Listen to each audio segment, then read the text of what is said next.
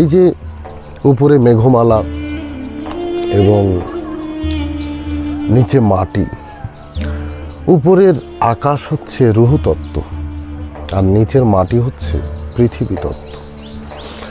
এই পৃথিবী তত্ত্ব এবং আকাশ তত্ত্ব আমাদের ভিতরেও রয়েছে।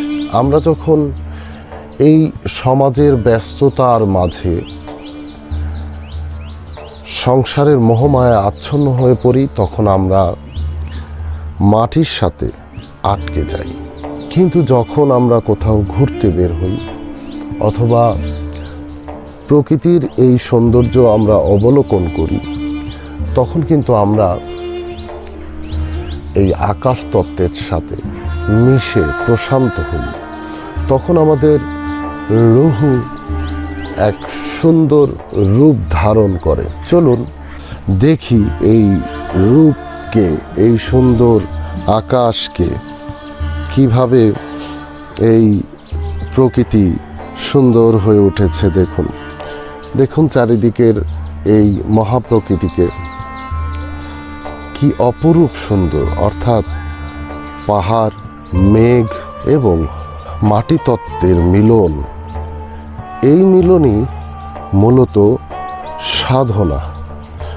এখন বলবেন, সারা জীবন দেখলাম মনি ঋষিরা সবসময় ধ্যান মগ্ন হয়ে বসে থাকতো। তো ধ্যান মগ্ন হয়ে কি দেখা যায়?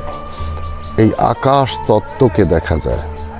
এই আকাশ তত্ত্বের যে সৌন্দর্য, সেটাকে মনে প্রাণে উপলব্ধি করা যায়। তো এই বিষয়টি যখন আপনি বুঝতে শিখবেন, তখন আপনি অতি সহজে বুঝবেন যে আসলে এই যে আধ্যাত্মিকতা, এটার রং কি, রূপ কি, এই পুরোপুরি কিন্তু আমরা বুঝতে পারবো। এবং আমরা তখন বুঝতে পারবো যে আকাশ তত্ত্ব এবং মাটি তত্ত্বের যে মিলন, এই মিলনই মূলত সাধনা। সুতরাং এই যে আজকে আপনাদেরকে আমি সাজেকের যে ভিউটা দেখাতে পারলাম, দেখাতে পেরে আমি খুব আনন্দিত। কেননা স্রষ্টার এই অকৃত্রিম রূপ, সৌন্দর্য যা আমাকে মুগ্ধ করে, আপনাকে মুগ্ধ করে, পুরো মহাপ্রকৃতির সবাইকে মুগ্ধ করে।